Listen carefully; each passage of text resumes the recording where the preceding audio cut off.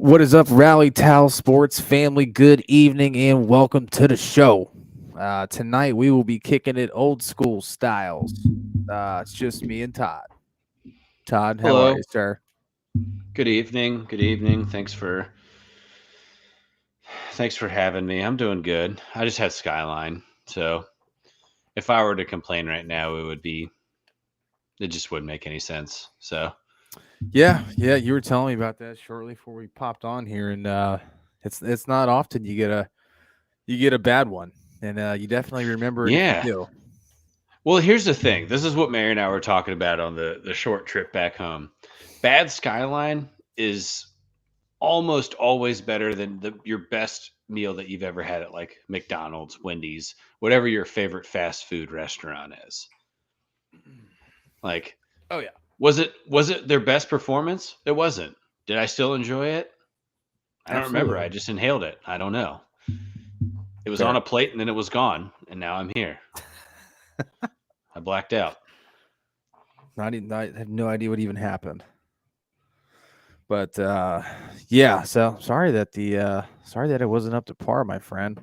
It's okay, Sorry, man. there's We're gonna always we're next gonna time. we're, There's always next time. we're gonna drive to the next time. We're gonna drive to the one that's just a little bit further. That's the beauty of being back in Cincinnati is that it's not like, oh, this You're not skyline stinks. limited. Let's drive.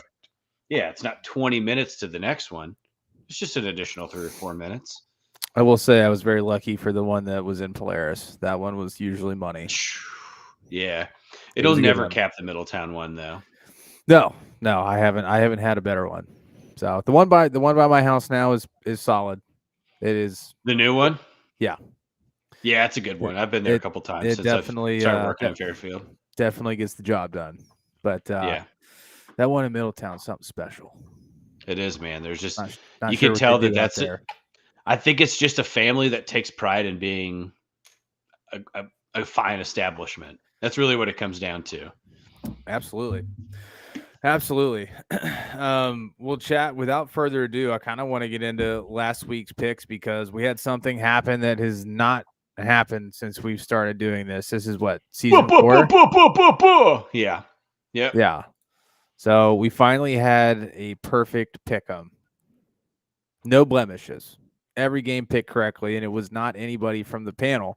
Although the worst that happened on the panel was 11-3 record. That's the worst one. Congratulations to Tez. I know he doesn't usually pop in here quickly, but perfect 14-0. Well Impressive. done. Well done. I think a couple games that tripped some people up. Commanders Ravens that had the most. Actually, the Jets Bills was the one game that most people picked incorrectly. Yeah. And then the second one was Commanders Ravens, and then the third was the Broncos and the Chargers, Right. Which tied makes with the sense. Seahawks 49ers. So Well, and all three of those, I believe that you're going against the home team, and two of those three were divisional matchups. So yep. Chargers Broncos divisional. Chargers were on the road. Commanders Ravens not divisional, but they were also the road team. And then Bills Jets obviously division, but road team won. So yeah, all of those were close games as well. Not a single one of those games was, I think, more than a 7-point differential. So um, pretty impressive. Really tight last week. We had a couple 13-1s, a lot of 12-2s, and the worst was Ryan at 10-4. But like, that's still a good week. not bad. That's Yeah, still a pretty good week. yeah. Yeah, so I mean, this is definitely the best week overall that we've had from chat and the panel. But yeah, just absolutely insane week for picks. If Tez would have put a bet on his pick'em, he would have won a lot of money. Like Yeah, for when you sure. do it when you do 14 leg money line picks like those, they get pretty astronomical with the odds. So missed out on a great deal of cheese if you are a degenerate like a lot of us here on the pod. So Right. um what stood out last week? anything kind of jump out and catch? I mean, obviously we'll get into the trades and things like that, but just from the game perspective, like anything stand out to you? I kind of said it after, Sunday evening, right? In the group chat. I'll say it again. This kind of just felt like football went the way that it was supposed to go, right? That was my big thing, was like, obviously based on how the games were decided by us and the people in the chat, like there's not a lot of variance there, right? There was a lot of, we all picked the same team. Obviously there were just a couple games there where we picked differently. The teams that Vegas thought was going to win all won. I think that's an interesting takeaway from last week too. Anybody that Yeah. was the favorite in that game, actually, they won that game, right? I think the Bills Jets game that line got pretty tight leading into Monday night, but I believe when we picked, it was Bills 3.5, something like that, or 2.5 maybe.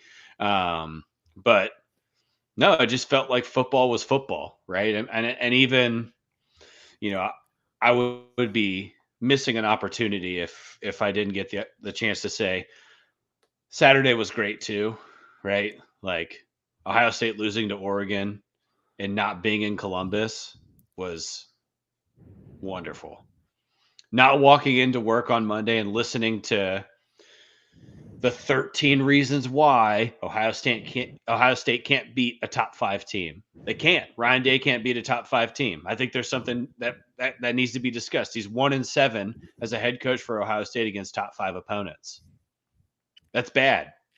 When you are consistently ranked in the top 5 and you're not beating teams in the top 5, that's a bad look. And this week they get a chance I think they get to recoup a little bit. They play Northwestern, and then they got to go right to Happy Valley, buddy, and play Penn State, who's going to be, barring something, I don't even know if they played this week or not. I think they do, but barring anything ridiculous happening, that's going to be number 2 or number 3 and number 5 playing each other. So, yeah, I mean, I think we're seeing a lot more exciting matchups in the college football landscape during the regular season, just with the college football playoff and how it's all bracketed out and put together, which makes it a little bit more exciting to, like, for the non-avid college football fan like myself to go watch, because most of the time weeks 1 through 10 it's mostly snooze fest until you get to the end of the Big Tens and SEC title games and things like that. But now it's like you've got big teams playing big teams in the middle of the season, and it's 1 or 2 losses isn't going to kill you going into the playoff. And it's now getting to the point where college football is exciting to watch on a pretty regular basis. So, yeah, and you can call what it is. I'm sure anybody in the Big 12 would be disappointed to hear you say that, Texas and Oklahoma leaving the Big 12 made the SEC better, right? Or, Oregon going to the Big 10 made the Big 10 better, right? Because there's the true, standby. The Big 10 should be the Midwest, and the Big 12 is the South, Southwest, blah, blah, blah, blah, blah. Yeah. Like college football is better now because these schools are playing each other. Absolutely. Right? We wouldn't have had the right. It was by happenstance that Oregon played Ohio State 4 years ago and beat them in Ohio State, by the way. I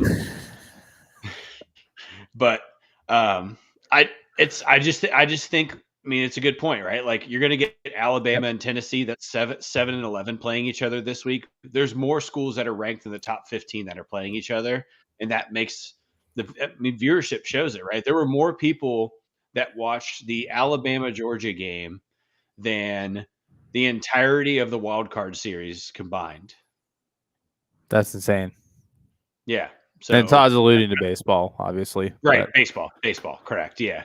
So 20 million people watched Alabama and Georgia, and 19 million people watched the wild card games across the series. It just goes to show you that football always dominates. So it doesn't matter if nobody stands a chance. Yep. So it's not even in this, not even the same sport. All right. I know we had a comment in here asking what the overall records are. So I will go over those, and we'll kind of just go ahead and dive into week 7. So as it stands right now, Todd, you have the solo lead for the panel, 59-33. Kudos to you. Corey is on your heels at 57 and 35. And Aaron and I are tied at 54 and 38. As far as the chat, I've got a two-way tie for first between Tez and Josh at 59 and 33. So you guys all three are leading the way with the same record. Nice. Pops, you are in a close second at 58 and 34. Also good for the second best record across the board. Ryan is at 57 and 35, and Ariel, you are at 56 and 36. So Close. It's tight. Yeah, it's tight. Like the four of you that are 58, 34, 59, 33, it's tight. And those of us that, 54 and 56, we need to get our shit together. And it's only a 3-4 game difference, but man, it is all the difference right now to kind of climb back in it with how well you're picking. So what's kind of been your strategy going into this year, Todd? You've been pretty consistently on top of the board week in and week out. I'm not overthinking it, man. I think that was kind of my thing. I was trying to be too strategic last year, starting the season, trying to calculate upsets and, going against Vegas odds and, just not going with my gut. And, this year I took the approach of just go with my gut, do a little bit of research, make sure I'm not, pinning a rookie quarterback making his first start against, a team has a winning record or anything like that. Like just making sure I got all my facts straight before I make a good pick. So it's just, just gut. The gut's better this year too. I think that's another thing. I don't know why, but I will say one tough thing for me is I have to stare at this spreadsheet week in and week out and look at records and see where it's at. So I think maybe subconsciously I'm playing the numbers because I'm seeing them and I know who I need to fade and when I when I feel like I can fade them and try to get a game back. So I think my strategy going forward is going to be to try to not really look at this as much outside of just putting putting the picks down, but just kind of set it, forget it, and move forward. So I just think the funny part about this is I believe at this time last year there were multiple occasions where people were fading my pick because I was doing so poorly. Yes, so, I vividly remember that, and I was one of those people. Right. My turnaround point is allowing Mary to make my picks for a week, and then I flip the switch, and I've just been and you've been honestly, dude. Since. I go through the games with her too, right? Because she knows enough about football that I can, ask her I was, this is maybe not a great example, but I was going to pick the Chargers last week, and and she was like, "I'm going to pick the Broncos because I don't think Justin Herbert's ankle's 100%." And I was like, "Shit, I didn't even think about that. I forgot about he had an ankle injury." So then I kind of let it skew me. But she also was the same person last week when I was going to pick the Jags because they were playing in London that said, "Talked you out don't of it." Do that. Yeah, she was like, she's like, "Todd, you just watched them on Sunday and talked about how horrible they were." Like, you're right, I did say that. So thank you. Thanks, Mary. Yeah. So it sounds like either way you were gonna win one, lose one. So but too bad the Chargers couldn't pull that one out. Broncos. I'm sorry, the Broncos, excuse me. Yeah. The Broncos. It was 7-point difference. That game was 20-0. Yeah. Going in. Bo Nix showed some real he tried. What do you call that? Fortitude. Just, staying calm, cool, and collected and kind of digging himself out of that hole slowly. And we'll dive into it. Yep. Speaking of Bo Nix, that is the first game that we will be discussing because that is tomorrow night. The Denver Broncos are on the road in New Orleans taking on the Saints. Is this our first rookie versus rookie quarterback matchup of the season? I believe that is accurate, and it is also the first. It's not the first rookie starting in prime time either, is it? No, because Caleb Williams got a Sunday night game. Oh, you're right. When they played the Texans. For some reason, they've talked so much about that dude this year that I'm not even considering him a rookie. Yeah, and Jalen Daniels got the Bengals on Sunday night too. So yeah, absolutely. This is This is Bo Nix's first primetime debut, I believe. Yes, I would agree with that. So, chat, you'll have to bear with me. I have both Aaron and Corey's picks. So I am going to do my best to try to handle that along with their feedback and try to keep this thing moving in an orderly fashion. So, all right. Well, Todd, lead us off. Obviously, the leader in the clubhouse. Who you rolling with tomorrow night? Yeah, man, I'm going to go back to the Broncos tomorrow night. I think Spencer Rattler played a very sound game against a tough Tampa Bay team. Right? I mean, he put. I mean, there was a point in time where the Saints took the game back from Tampa Bay, and then they just, dude, New Orleans is just fucking tattered and battered, dude. We're talking Noah Olave. I don't know if you saw today, but Rashid Shaheed tore his meniscus, so he's going to be out. He's out. Yep. I don't know if they're going to put him on the IR or not. I would assume you throw him on the IR because I think a meniscus is probably 6 weeks. Derek Carr is doubtful. Same with Taysom Hill. So I haven't even brought up their defense yet. Their defense is in a very similar circumstance. It's just they're beat up. The Broncos haven't lost a game by less than 7 this year with a rookie quarterback. He's got more games under his belt. I think that this will be a good opportunity for Denver to kind of show their legs on defense as well. Aaron's brought up multiple times that, this is a top 10, top 12 defense. I think this is a good opportunity to try to get after Spencer Rattler here and make him make decisions. If you look at Rattler's stat line from last week, his top 3 targets were his 2 tight ends and his running back. So what do we always say about rookie quarterbacks? The tight end is that's your safety net, right? Absolutely. And as of right now, that's their only receivers. I have no idea. I think A.T. Perry might be their top receiver right now. I might need to fact check myself on that. But I mean, their offense is in a really, really bad way, dude. Very bad way. Yeah. So I'm assuming you're taking Denver with all that said. I am. So Bub Means is their wide receiver 1. You ever heard of him? No. Me either. I didn't know who he was until I just looked. Him and Cedric Wilson Jr. are wide receiver 1, wide receiver 2. So, and a guy named Mason Tipton that went to Yale. So, and they're all 6 feet or shorter. So, even with Surtain being out with the concussion, I think Denver's gonna. This might be the snooziest Thursday night game of the season thus far. Yeah, I'm not gonna kill myself and stay up and watch it. That's for sure. For those of you that are participating in the picks, our chat on our end on Facebook is not populating like the user that's typing in the picks. If you're on Facebook, if you could type your name and then your pick, like just your first name, so I can not have to go back and forth between the chat, and keep all this moving seamlessly, that would really help me a big bunch. So. I could pull it up on my end too, try to help you. Either that, or if you want to switch over to YouTube, names are working fine over there. So, yeah. So feedback from Corey and Aaron, both of them are taking Denver. Aaron's comments: Rattler looked fine last week, but I'll take a top 5 defense over a rookie quarterback. And Corey's comments on this one.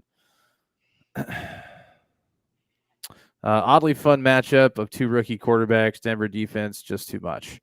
Yeah, not really much else I have to add. I will say, I think Sean Payton's got a point to make against his old team. So I think Denver wins this pretty handedly. Sure. They should. They definitely have the healthier team. You have a rookie quarterback with no weapons to utilize outside of Alvin Kamara.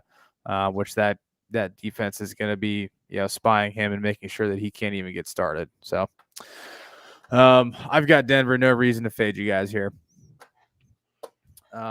Moving on across the pond, back over to good old London. We've got the New England Patriots taking on the Jacksonville Jaguars. Yikes! What a absolute embarrassing game for the Jacksonville Jaguars last week. Yeah, man, that was tough showing. And Tough showing for them. the big thing that I noticed in that game was that Trevor Lawrence played a great football game. He really did. He didn't play bad at all. There were 4 passes that were dropped for touchdowns. 4 on 4 different drives. Like, that could have been a much different game had these guys that make hundreds of millions of dollars catch the ball and score touchdowns like they're supposed to when the ball's in their hands. So, that being said, I'll go ahead and give everybody's Corey's pick here. Corey says he is taking New England. I said he liked what he saw from Drake May last week. Hard to buy anything the Jags are selling right now. I really couldn't agree with it more. They were struggling pretty hard. Aaron is also taking New England. Said he's just sick of betting on the Jags. Drake May looked good last week, so obviously there's a trend. Drake May has looked good since stepping into the role there in New England. Obviously, he throws a really nice ball, and it took him a little bit to kind of find his rhythm, but once he found it, man, that kid's going to be like, you see what New England saw in him when they drafted him. Like, for sure. More touchdowns than Jacoby Brissett in one game. That's my big thing, right? Like, I mean, there's not a ton of good targets in New England, right? They're just not. This is a rebuilding franchise, but I'm taking the Pats too here, man. I don't think Doug Peterson has a job when they get back to the United States.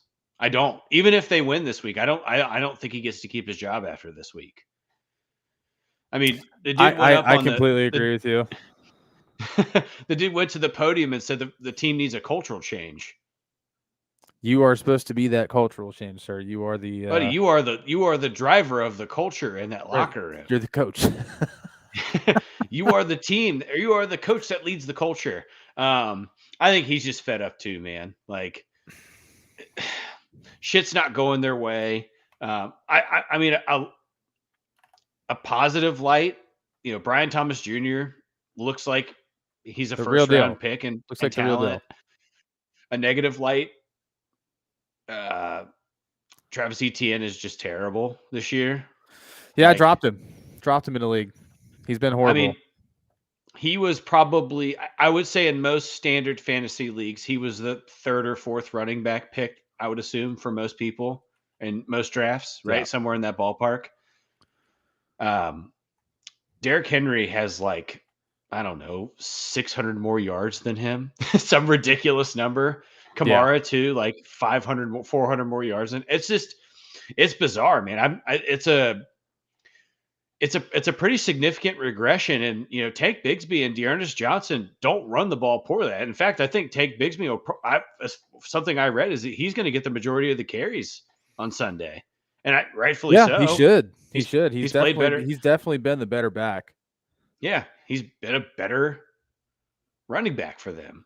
And I thought having Evan Ingram back in that lineup, that helped Trevor Lawrence. Obviously, coming back off a hamstring injury, gets 100 yards in his first game of the season. Dropped a couple big balls too. He did, but again, he hit this week 6, and that's his first game. I expect that. Yeah, fair. Yeah, I mean, he's still got training camp.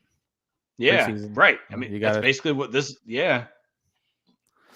So, but I think the defense is bad, like abnormally bad, which last year they at least kept them in games. Like, you know, they gave Josh Allen whatever. I can't remember what his hyphen is now. He has a new name, but nope. I don't think I heard his name. Yeah, thank you. I don't know if I heard his name called one time in that game. Yeah, I think he needs to. Get rid of the hyphen and just go back to being Josh Allen. Right. You know? I mean, sometimes the name change fucks people up, dude. Look what it did to Ron Artest. Name drop. World peace, baby. Yeah, I don't like anything. It was Corey said, like, I don't like anything that Jacksonville's serving right now. I'm with him, dude, 110%. Like, I mean, we're looking at they're a team that's going to potentially get a top 5 pick, the way things currently stand, and you know what their schedule looks like. Like, that team could win 4 games this year. Yeah, Absolutely. So I'm assuming you've got the Patriots. I did. Yeah, I picked the Patriots. Yep. Yeah. So Pop's taking a flyer or taking the Jags in London. It could happen. That game was a very different game last week. Had Jacksonville just executed, but I just think that culture is not there. Like, regardless of whether or not they win this game, Doug Peterson will not be the head coach after week 7. As soon as he steps off the plane in Jacksonville on Monday or whenever they get back, it's over. His run there is done, and it's just going to be who's going to be replacing him, because it's very clear that Travis Etienne has he's either actually seriously hurt or he's just quit. Like, I don't know. Who knows, man? Like, I mean, we thought Devonta Adams was hurt, and he's not hurt anymore, and now he's playing this weekend and magically. Right. So, we'll obviously get to that here in a little bit, but yeah, Arrow coming in saying Jaguars defense is like a high school JV team. Pretty accurate. And then Pop's coming in here saying they stayed in London. Understand the strategy of the pick there. Like, they don't have to adjust. There's no adjustments for them. They've already made the adjustment. I think this game's going to be a lot closer than people anticipate, because that jet lag is a thing. Like, obviously both teams had it last week. The Bears still figured it out. So the Patriots are on the East Coast, so they have that luxury of having, not a significant time change as, opposed to a team on the West Coast. It's a fairly simple adjustment to make, at least on the way there. I know on the ride back, it is way worse reacclimating to our time than it is just kind of going forward on the clock. So I know personally, it was a long time ago, went to Hawaii, traveling west was a lot more difficult than coming back east. So yeah, I think when we came back from England, it took me probably about 4 or 5 days to right the ship. A little bit of melatonin mixed in there too. Yeah, absolutely. All right, well, let's bring things back west, back to the Continental 48. We've got an absolute banger of a matchup to kick off the week. We've got the Detroit Lions taking on the Minnesota Vikings. This should be the best 1:00 game on the slate. Lions coming 100%. Off a massive win against the Cowboys. Vikings coming off of a bye week, having 2 weeks to prepare for a divisional opponent that is just red hot right now. Obviously, a tremendous loss to that defense last week with Aiden Hutchinson's very, very gruesome injury. It was a weird one because it didn't involve anybody getting rolled up on. It was like a whiplash injury that you don't really see that very often. So I know just a freak accident, dude. Can't remember if it was Aaron or Corey that said it in the group chat, but there had to be some previous damage there. In order for it to just kind of give as easy as it did. It just looked easy. Like, I don't know. Like, you don't often describe an injury like that, but like, it's just like, you feel like there'd be a little more fortitude, in that bone structure if it was completely healthy. So, I don't know. And then other times it's just hitting it at the exact right spot.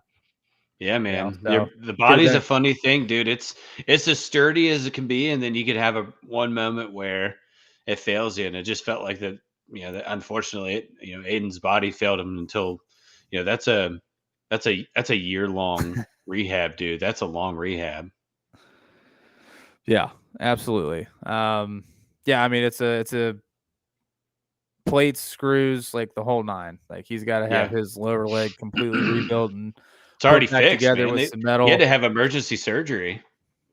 Yeah, I mean, when things like that happen, you have to get it done quick. Like, he stayed in Dallas, got all that taken care of there. Like, it just is what it is. Like, you can't afford to waste time with that, because the longer you wait, the more likely you are to have complications with it. So I think he was actually in surgery before the game was over.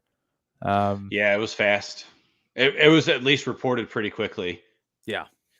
So that's one of those where you're straight to the hospital and you're in the ER and you're on the table in a matter of 45 minutes. But yeah, outside of that, the Lions looked absolutely phenomenal last week. I didn't really see any part of that game where I was like, man, they don't look good here. Like everything looked great. The Vikings, obviously, one of the few undefeated teams left. Obviously headed into the bye week, they had a nice little advantage there, and now they're coming off of it and playing one of the hottest teams in football. So, yeah. Todd, let's lead it off. Who you got?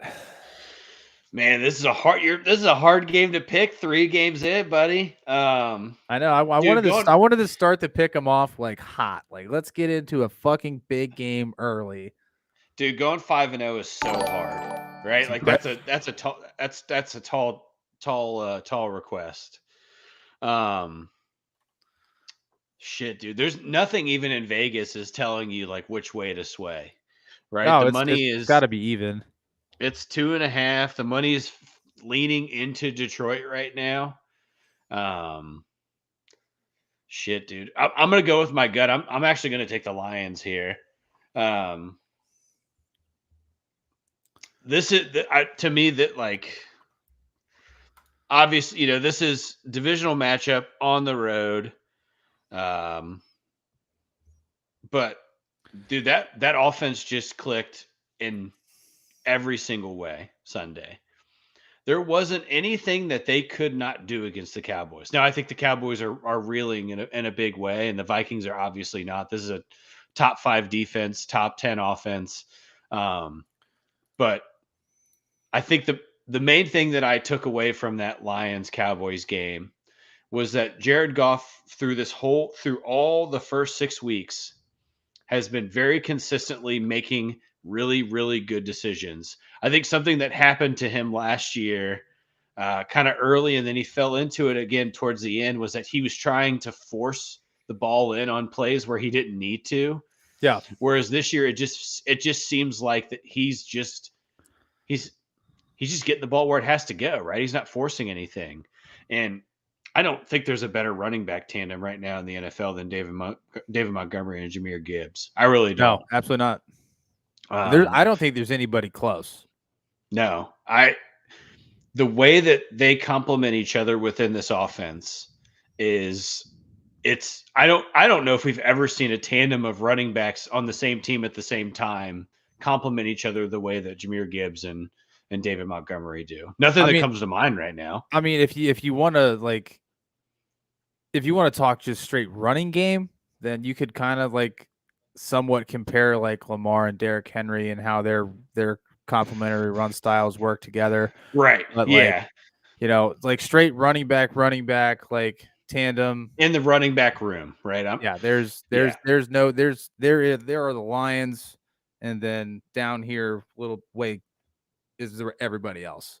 Yeah, it's bizarre, man. Like, I had concerns with them losing Jackson to the Rams and thinking maybe that they would slow down, like their interior offensive line would struggle. Kevin Zeitler's gone right in there and played a very, very tough guard position. Like that's the main thing is like not a lot of pressure, open hole, like just very consistently do it.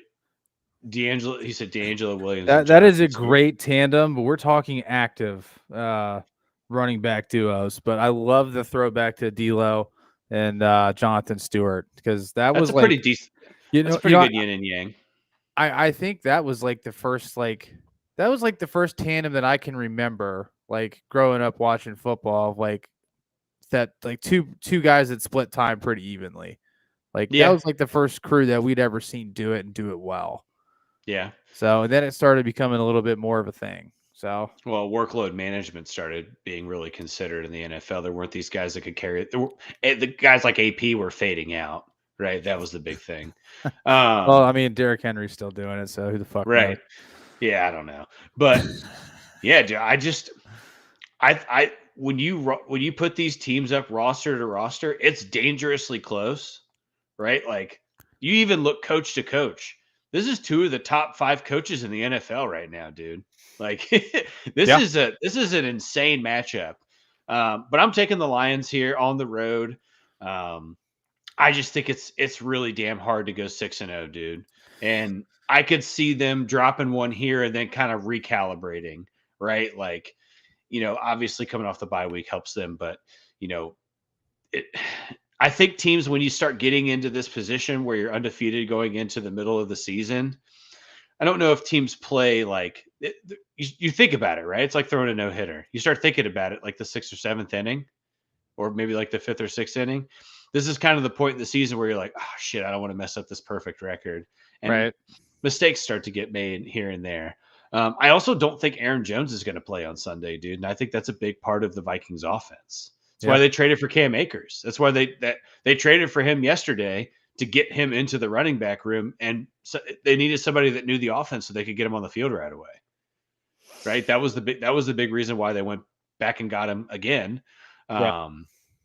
So I don't think that we'll I don't think we'll see Aaron Jones, and I think that's going to hurt the Vikings in a big way. Yeah. Um, Josh coming with another comment. Bijan and Tyler Algiers is pretty solid. I don't know where I stand on Bijan Robinson just yet, to be honest with you.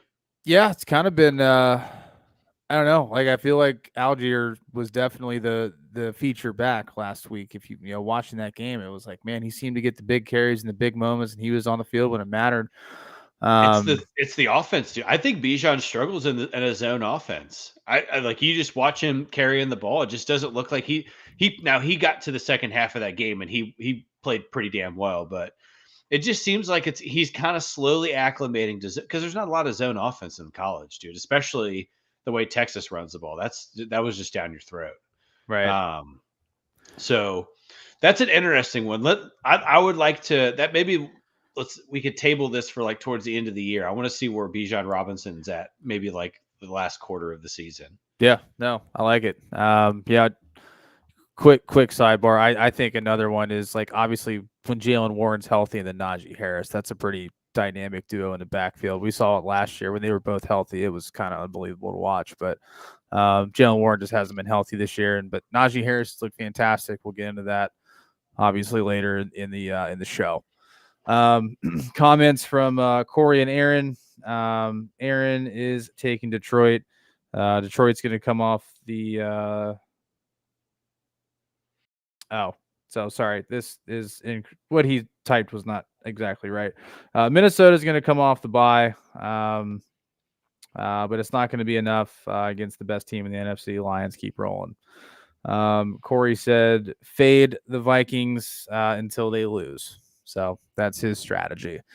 I think this is just going to be more so like when you're hot and you're on the field and you're playing week in and week out and you get in a rhythm, like it is incredibly difficult to stop. I think the bye week's honestly a disadvantage for Minnesota because if they could have just kept rolling week in, week out, playing, not having 2 weeks to think about it. I'm just thinking, more from a psychology perspective, like it's like when I'm playing golf, like I don't like to hit like 3 shots and then wait, 15 minutes to hit the next one. I like to get in a rhythm and get in the zone. That's why I usually get up at 6 o'clock and have the first tee time so I can go play around in an hour 45. That's when I play my best golf, so when I don't have to wait. Right. And I think it's, kind of the same mentality for the Lions. Like, obviously they lost a big piece last week and that locker room is so tight. I don't know if I've ever seen like videos or transcriptions of a team being as close as the Lions are. Like you truly see that it doesn't matter who scores. It doesn't matter who touches the ball. The only thing that they want to see is more points on the board than the other team at the end of the game. Like absolutely, it doesn't matter how it gets done. And it's a true testament to the leadership in Detroit. So I would expect the Lions to roll here, but Justin Jefferson, I'm hoping he has a big week because I just traded for him. So hopefully we get that done. Now we've got a team that also had a big trade this week.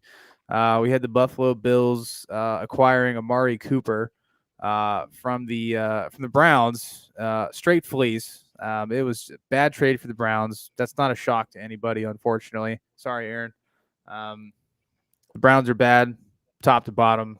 This trade kind of seals that deal. They're taking the Titans on in Buffalo. Can't imagine we have too much discrepancy with this game. I got the Bills. Yeah. I think honestly, I think you can make an argument that this trade for Amari Cooper is actually more impactful than Devontae Adams going to the Jets. 100% agree. I don't know. I don't think I know for a fact that Buffalo doesn't have a wide receiver that has the ability to stretch the field that Amari Cooper does. Now maybe Keon Coleman will be able to do that over time, right? As he gets more comfortable and into a rhythm. But don't forget that Amari Cooper had a 265-yard game last year, dude. People are writing him off like he's kind of washed. He's not washed at all. The Browns just again, sorry, Aaron. The Browns are just terrible. It's bad. Bad team. And it's a bad locker room. It's a bad place to be. Whereas I don't feel that same level from Buffalo right now, right? Like they're 4-2. They just won in prime time. You go out the next day and get the second best available wide receiver that was on the trading block. And I mean, that's a whole different look for Josh Allen now, right? You replace your biggest void from last year, and he's got a way better attitude. Yeah, and Win-win. Also I think that's a whole different type of wide receiver too, right? Like, yeah. I think really if I look at this I think somebody like Khalil Shakir actually significantly benefits. Now, not from a fantasy perspective, right? Like targets will go down. So, guys like me who drafted Shakir in like the 10th round, like, oh shit, there's nobody there. I'm not necessarily, putting him back in my lineup this week.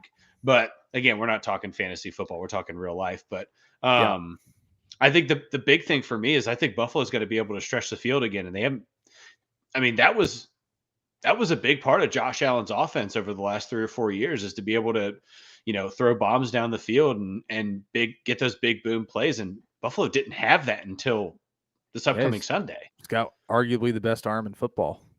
Yeah. And just to look at it from the other side, I do believe that the Titans are actually the worst team in football, top to bottom. They're bad. I don't think the Colts are good, so don't let the 3-point margin do anything for you. Will Levis threw for 94 yards and also ended the career of a fucking chain gang guy. Like he's a walking, living meme. It's bizarre. I think Tennessee's in a position where it's a new coach. I think they gave Will Levis the keys to the castle to see if he could step up and play in big games. And it's bizarre watching him play quarterback in the NFL. Everything that everyone thought about him is 100% right. Like people that said that he should have been a first round pick, top 5 pick even. Remember there was a point in time last year where they were talking about him going number 1 overall, which is crazy. We're kind of seeing it firsthand why teams let him slide out of the first round now, right? I watched it for 2 years at Kentucky. I saw everything that everybody was worried about. He never made good decisions even at the collegiate level. He had an NFL offensive coordinator, feeding him plays. So, the Titans are I think for me right now, the Titans are my pick for the number 1 overall pick in this next draft. Yeah. Yeah. It wouldn't shock me. Notes. I mean, everybody's on the same page here. Corey coming with a comment said that Josh Allen just going to pad stats and Ooh, bless you. Thank you. Aaron's just looking forward to seeing how quickly Amari Cooper and Josh Allen get on the same page. And I honestly, this is a great game for that. This is a great game for them to go out there and try shit. And just throw shit at the wall and see what sticks. Because they're gonna win by more than 20 points. It is what it is. The Titans are bad. I know it's a divisional game. No, it's not a divisional game. Never mind. I lied. But yeah, Titans are bad. There's really nothing else to say. Everybody's got the Bills. So let's move on. We've got another matchup that's not really that exciting. We've got the Dolphins headed to Indianapolis to take on the Colts that you had just mentioned that are also not good at football. They're much better with Joe Flacco on the field. That's for damn sure. He's not gonna. They're gonna. Richardson's gonna play. I'm aware. Yeah, we've got a lot of interesting calls being made at quarterback right now. I don't know. Like as a GM, like you've got Anthony Richardson. He's had multiple concussions in his first 2 years. Why, like, if Joe Flacco, if that project's working, why not let Dude, you Richardson have to. sit and get healthy? He has to get NFL snaps. He is never going to get any better unless he starts getting NFL reps. I understand the injury bug, right? Like Yeah. we're talking a shoulder injury, you know, a concussion you brought up. It was a hip injury that happened in the Steelers game. This dude played 14 college football games and is now played. I don't even think half of an NFL season yet. Maybe half of an NFL season in total over 2 years. He has to get NFL snaps. He has to make mistakes. He has to learn how to adjust. Like, if you're the Colts, right, and the AFC South is rough. Mm-hmm. It's rough. That's bad. So I don't believe that the Colts, based on what the AFC North, what I believe how that's going to shake out, I don't think the Colts have a chance of even sneaking in a wild card spot. Right. This 3-3 record is very similar to how I feel about Dallas. It's very deceiving. Now, most of their games are close matchups, right? Like they're not losing by 20. They're losing by, anywhere from 3 to 10 points. But they have so many injuries, similar to Jacksonville. So many injuries. They give up a ton of points. Yeah. Like it's bad. And again, like the Dolphins are bad too, right? This is a nightmare. My only thing, I'm actually going to take the Dolphins here, believe it or not. Wow. I'm taking the Dolphins because they are coming off of a bye week, and that gives Snoop Huntley another week. And I'll say it now. I won't pick the Dolphins again if they come out and run the same offense that they've been running with Snoop Huntley week over week. If they make changes and play it into his hand, if Mike McDaniel is able to make those necessary adjustments, the Dolphins aren't a bad team with Snoop Huntley. They're not going to win the AFC East. Now, like, don't get it twisted. I'm not saying they're good, Right. but they're not getting blown out, not putting offensive points on the board. Snoop Huntley did very well in Baltimore, right? Like he played a good quarterback in Baltimore, but that was also, the Ravens were making the right adjustments for Snoop Huntley to throw the football the right way. Snoop Huntley's not going to be able to fucking throw 55-yard bombs down the field or throw the ball over center field as hard as Tua can and is capable of. You got to make the adjustments. You got to let him play his style of quarterback. You can't let him run this West Coast offense that Mike McDaniel wants to run. So I'm taking the Dolphins. I think the Colts are bad. I know this is like a flyer for me, but my gut just tells me the Dolphins are going to win this game. Wow.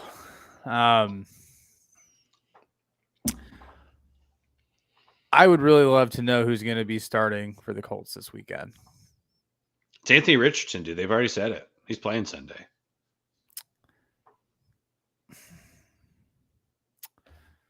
Oh, I don't know, man. Like, if it was Joe Flacco at the helm, like, this is a no-brainer for me, and I would take the Colts. But with A-Rich there, like, I don't know. There's a lot of things that, a team can exploit. Now, the Dolphins are a little battered and tattered, obviously. Corey and Aaron are both taking the Colts. Comments. Corey is trusting Vegas, and Aaron saying that he's not even considering the Dolphins until Tua steps back on the field, which are all valid points. But this is a game that could flip-flop and go the other way. I feel like the Colts have won some games that they shouldn't have, and lost some games that they like. More so on the fact that they've won games that they should have lost. So, fuck. Do I ride the hot hand with Todd? Like, do I ride the hot hand or do I fade it and try to get a game back? I'm gonna go with majority here. I'm gonna go with majority. I'm taking the Colts. My strategy on this is if I'm right, I get a game up on everybody no matter what, right? Your But take, your I'm okay with giving a game up on this one because I think that this is it can go the this other is way. yeah, this is the worst game of the week by far.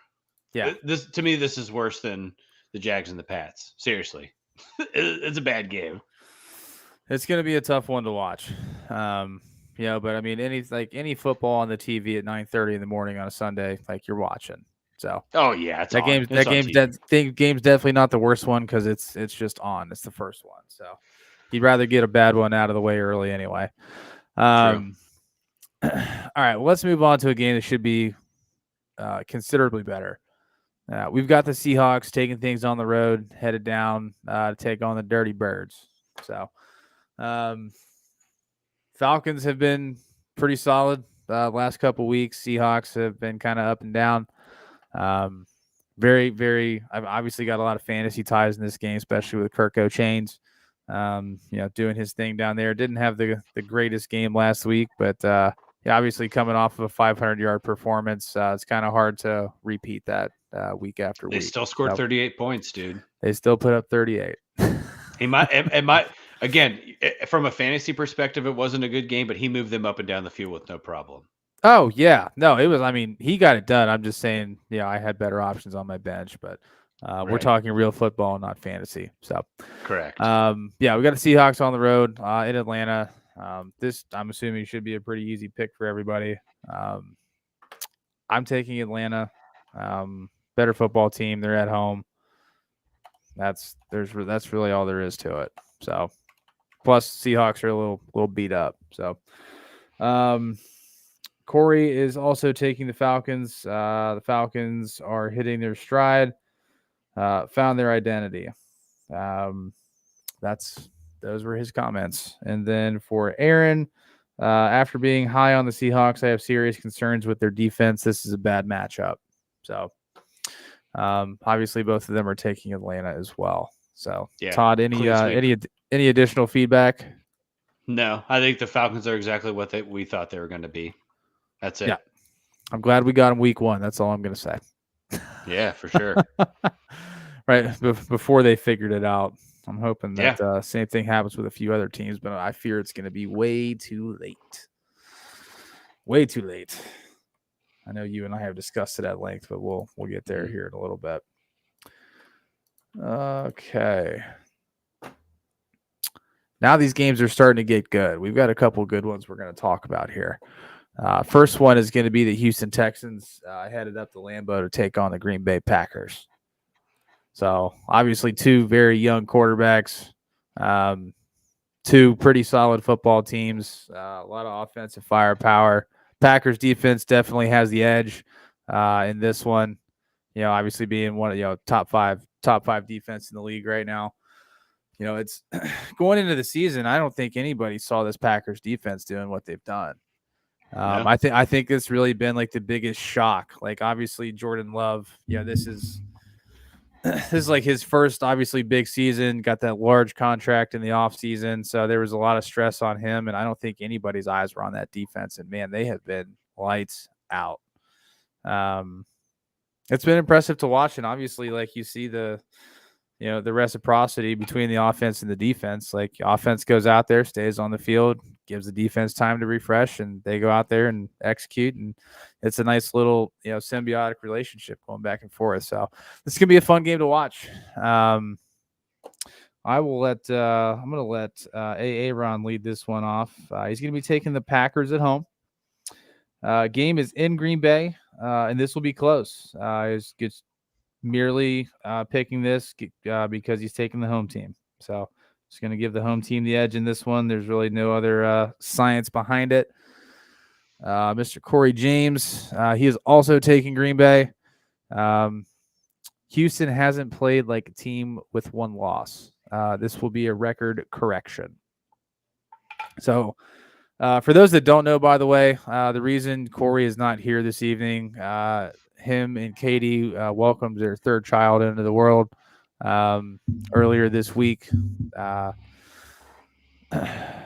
Was it hold on. I got to get this right. Carter. It's Carter. I was like, I thought it was Carter, but I wanted to double check. Carter Ransom James. Welcome to the world on the 13th. So 3 days ago. Congrats to you two, and baby mom. Everybody is doing extremely well. So we're all very happy for them. All right. So Aaron and Corey have the Packers. Todd, who you going with? Yeah, man, I'm taking the Packers here too. The NFC North is just absurd. It's absurd. Yeah, it's a pretty strong division. I agree with Corey's point. The Texans have not played 4-1 football, or right? 4-1, 5-1, 4-1. They had a bye, I think. Yeah. Or no, they are 5-1. Sorry. So I don't think they've played 5-1 football. I think there's some validity to that. On the flip side of that, they are a much better football team with Joe Mixon on the field. Like, oh, absolutely. Like, significantly better. Maybe it was just the way that he was utilized in Cincinnati, but like, I don't know what it is with him down there in Houston, but like, he looks like a different freaking dude. Bobby, he's always run zone read offense. It's all Cincinnati ran with him. The difference is that this is probably the first time since very early in his career, his first 1,000-yard season, where he has an offensive line that can carry the weight, right? Like, yeah, we obviously fantastic. we know the woes of Cincinnati's offensive line over the last few years. I'm not going to I don't want to go back into that, but he can run this offense. And the thing about Joe Mixon that I've always loved that people used to kind of poo-poo on him, he's very similar style runner to Le'Veon Bell in the sense that he does not have to force the play. He allows the play to come to him, and he makes the read off of that. And that is the definition of a zone running back. He doesn't try to force he doesn't force yardage. He's patient, he's calculated, and he gets his 4. Right? And then from those, 7 or 8 rushes of 4 yards, 3 to 5 yards, he gets to rip off a 20-yard run, or it sets up something in the flat for him to, a little dump and drive. Like this was a big significant missing piece, I think, for Houston over the last, especially last year through their playoff run, is having a running back that understands how to run in this offense that Ben Skolnick has. And both games that he's been on the field, he's had well over 100 yards of total offense. Over 200 yards in his first game. Obviously injured in the Bears game, so I'm not counting that. And then last year he had 160 yards of total offense. Like, yeah, they are a much better team when he is on the field. But I think the big thing, kind of similar to what we've seen in Detroit, something for Green Bay, is that those wide receivers with Jordan Love are 110% on the same page. Oh yeah, like Jayden Reed is just unbelievable.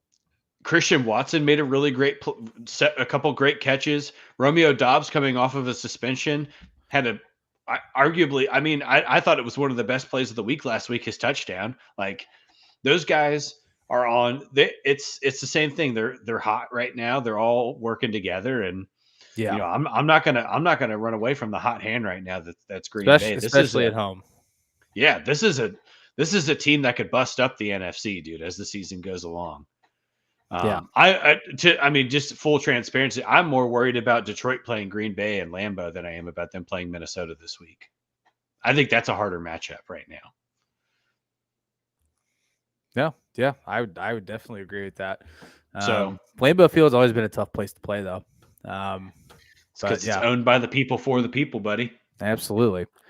All right, well, let's move forward into a matchup that's a little bit closer to the hearts of a few of the panel here.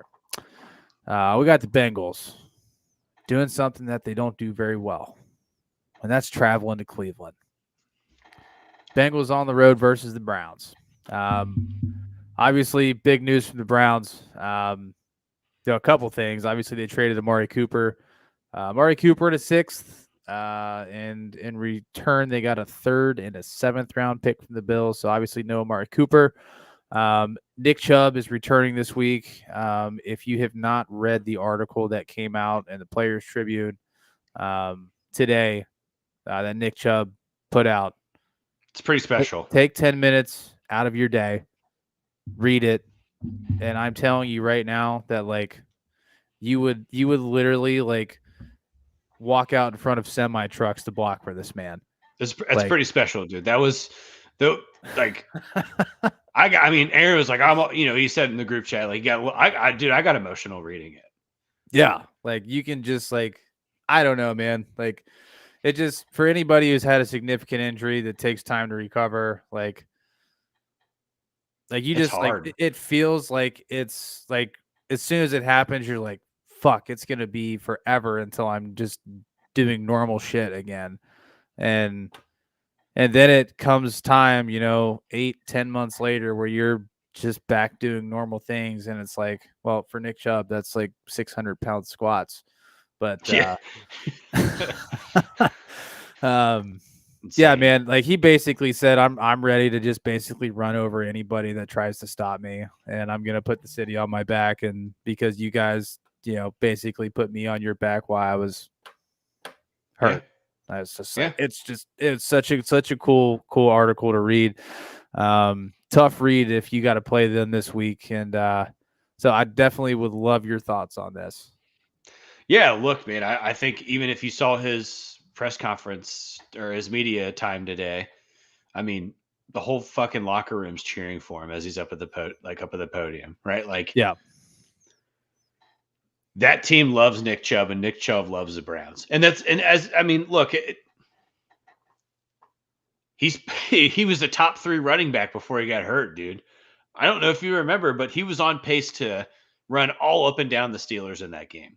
Oh my God, we were not winning that football game. He got hurt. That's the only reason we won. I will never ever say anything differently. Yeah. But here's my thing, dude. I don't know what his workload's going to be. I don't know. I don't know if they're going to I don't know if you hand him the ball 20 times, 25 times. And maybe it's 10 carries, right? Maybe it's 12 carries. I don't know. But here's what I'm going to tell you. The Browns are bad. The offensive line's still bad. And as good as Nick Chubb is, you have to have somebody blocking for you. Right? Yeah. Like, that's my main thing. And if Cincinnati does this. So here's what I'll say.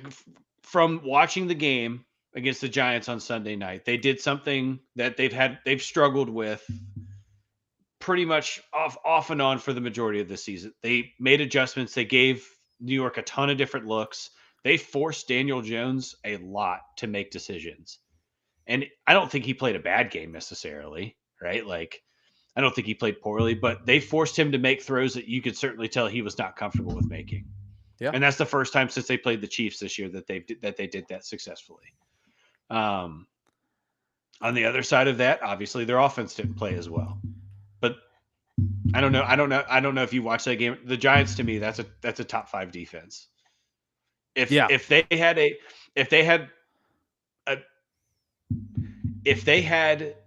I don't know, let's average quarterback offense, right? That's if they had Malik Neighbors, it's a completely different football game.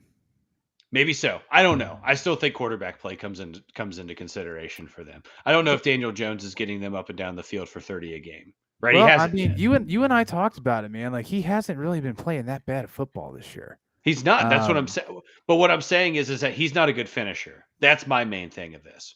Right? He got them past the 50-yard line a lot. And they scored 7 points or 10 points, whatever they ended up scoring. 17-7. 17-7, yeah. And they scored 7 points. There were a lot of drives where I was sitting there on my couch going, oh, shit, they're cooking. And then it just stopped. Just petered out. Yeah, so that's what I'm saying. Like, if he was a finisher, then we're having a different conversation about that game, right? Because the Giants' defense played unbelievable. It was unbelievable. Daniel Jones hasn't thrown a touchdown. He threw 2 touchdowns against the Browns, didn't he? They played Seattle not last week. Obviously, they played the Bengals, but the week prior, he threw 2 touchdowns. So, Yeah, so he and threw 4. then the week I think he had like 4 no picks. I don't think he had an interception until that interception against the Bengals. they played the Cowboys. He did not have a touchdown against the Cowboys. And then, yeah, when they played the Browns, he threw 2 touchdowns. 2. So, yeah, he's averaging one. I mean, obviously, the line like 1.5 a game. So, right. But all I'm saying is the NFC East to me right now is playing so poorly that I don't think the Giants are going to get the top 10 pick that they thought they were going to get. Right. That's kind of what I'm getting at. So, but on the opposite side, on the Bengals side of this, Chase Brown should be getting the majority of the carries. For sure.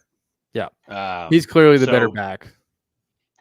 At least in this offense. Now, Zach Moss played very well for Indianapolis. I think he played and he hasn't played poorly. He's had a couple of fumbles, and Cincinnati fumbled the ball twice last year, and he's got 3 fumbles this year. Like or 2 fumbles. Sorry. So he has the same amount of fumbles individually as the franchise had last year. It's just because Joe Mixon doesn't give up the football. That's another big part of that. I think New York did a very nice job of double teaming Jamar Chase almost the entire game. And when they didn't, Joe did a very nice job of capitalizing on it and getting him the football. T. Higgins has played very, very well. He's stepped up in a position where they needed him to step up when he's become 100% healthy and had a very nice game.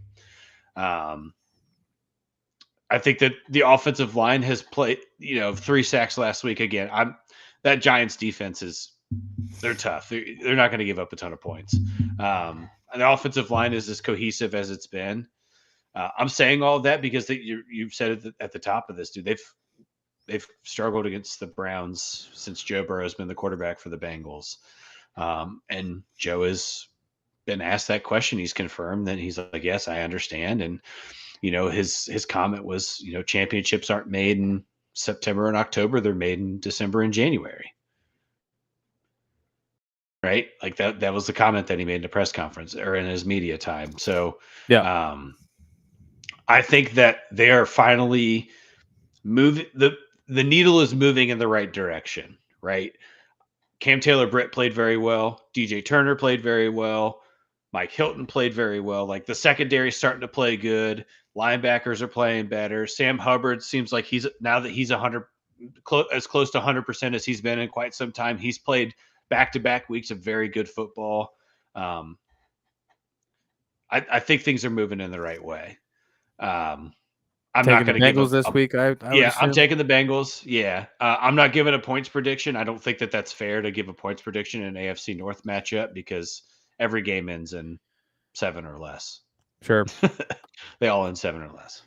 All right, I'll start with Aaron, and then go to Corey, and then I'll make my pick. Aaron's taking the Cleveland Browns. I said the Browns always play the Bengals tough. Both teams are drastically underperforming. I'm ready to run through a wall for Nick Chubb. Let's see if the Browns are too. The fans will be loud for his return. Can't really disagree. Obviously, the Brownies are struggling a little bit harder, but the Bengals are obviously not where they thought they'd be at this point in the season. So, completely fair.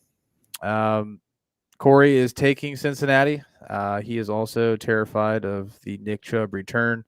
But on the flip side of that, trading Cooper sends a, pack it in vibe.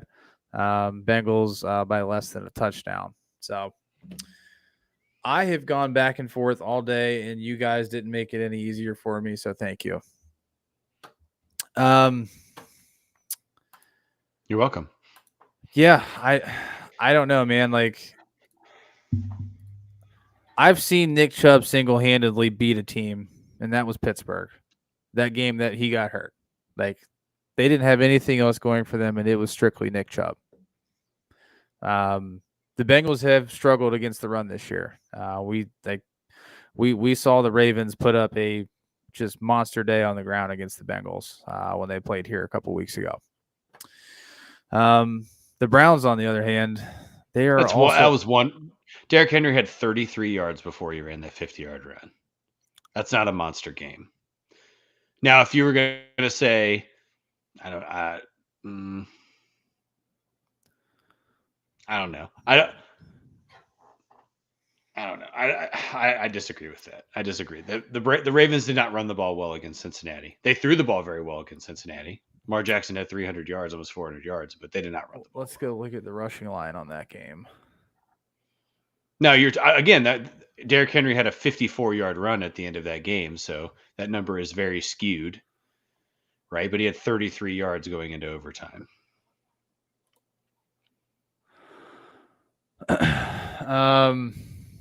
So no, you're right. I misspoke. I was a little hammered at the game. I mean, realistically, they had 140, 150. I mean, they had less than 170 on the ground. So, I mean, it definitely wasn't a great run defense performance, but it definitely wasn't the worst. Yeah, Lamar killed him through the air at 350. So, yeah, it destroyed him, dude. Destroyed him over the air. I don't know, man. The Bengals can put up points. They've proven that, especially against good defenses, and the Browns are not. I don't know. This is like, if I would have not read that letter that Nick Chubb put out today, this would have been a much easier pick for me, but I don't know. I just feel I can't fade you on this one just because it is close. But, like, I would not be surprised if the Browns won this football game. I'm going to take the Bengals, but I'm not going to be surprised if the Browns win. But I don't know how much they're going to use Nick Chubb. If they're smart, they're not going to utilize him more than 15 carries. So, let him ease back into it because he didn't have a preseason. He hasn't played a single snap in over a year. So, it's going to take some time to readjust. Maybe it won't. Who knows? He's kind of a freak to begin with. So, we'll see how it goes. Obviously, the Bengals played the Giants last week. Next game, the Giants will be home against the Eagles. Eagles have not looked great at all this year. Obviously, last week they got back 2 big pieces and they played the Browns and they still almost lost. There's just no cohesion on that side. I think they lost some pretty big pieces over the offseason and that are big for the leadership in that locker room, and they just haven't figured it out yet. Giants, on the other hand, are playing much better than we all expected them to. Are they getting Malik Neighbors back this week? Yeah, he's playing. See, and that makes this a really tough decision for me. So not me, dude. I'm taking the Giants. That's an easy. The money is leaning into New York. I think Nick Sirianni is one of the worst head coaches in the NFL. He's an egomaniac. I don't know. It's from what they were 2 years ago to what they are right now. It's a totally different organization. The vibe's totally different. I'm taking the Giants at home because this is an NFC matchup. The Giants are good. Traditionally, you split your series, right? I'm going to take them at home here. All right, fair enough. Everybody agrees with you. Aaron and Corey both are taking the Giants. Aaron stating that all he learned last week in that game against the Browns is that the Eagles are a just terrible football team. Corey's comments on the game. The Giants have a sneaky good D-line. Great pass rush. The Eagles, and specifically Jalen Hurts, are going to have a long day. Yeah, I was already planning on taking the Giants, but I was a little on the fence about it. But now that I see that everybody is taking the Giants, I feel a little bit better about it. I really just I think it is unbelievable how much a great playmaker on the offensive side of the ball can do for the confidence of your quarterback. And, when you think about Daniel Jones and the weapons he's had since he's been there, he hasn't really had an absolute freak athlete, at the wideout position that you can literally just throw it throw it in some general area, and he's going to come down with it. He's going to go make a play on the ball. I don't think he's ever had a true wide receiver one until Malik Neighbors. I really don't. If somebody could name one, I would love to hear it. But let me do a quick stat check here. Because because realistically, I think you can see obviously there's always been this comparison, like the blind comparison with like Daniel Jones' stats versus other quarterbacks in the league, and his stats really have never been that incredibly far off, and sometimes they're even better than some of the people that you wouldn't think they're better than, like a Trevor Lawrence, just for example. But so their last 1,000-yard receiver, which almost always every team has pretty much a 1,000-yard receiver, right? Right. In the way the football's thrown now, was 2018, and that was Odell Beckham Jr. And the most most receiving yards one receiver has had was Darius Slayton last year, and that was 770 yards. Yeah, and nobody would ever in their right mind say that he is a wide receiver one. No, and so Malik Neighbors has played. Is this his fourth game? He's missed 2. Yes. He has 386 yards in 4 weeks. That's nuts. I mean, it's a totally different approach. Yeah. Right. The reason I'm doing that is I'm alluding to your point that you're right. Like, I don't know if we even know what Daniel Jones' ceiling is, because he's also been injured almost always since he's been in the league. Yeah, I mean, when you look at the core of their offense, for the most of his career in New York, like it was just him and Saquon, and they both spent time being hurt on the opposite end of each other. Like they never spent a ton of time on the field together, and there basically was just a run game there between the two of them, and there was not a pass game to open up that run. So, I think it's just one of those things where they've got to continue to build around. They're obviously going to have to replace, a guy like Saquon with somebody, moving forward. But man, Malik Neighbors is special. And those LSU receivers, I don't know what they fucking put in the water down there, but those kids are unreal. So yeah, between LSU true, and Ohio State, man, like if you draft one of those guys, you're in good shape.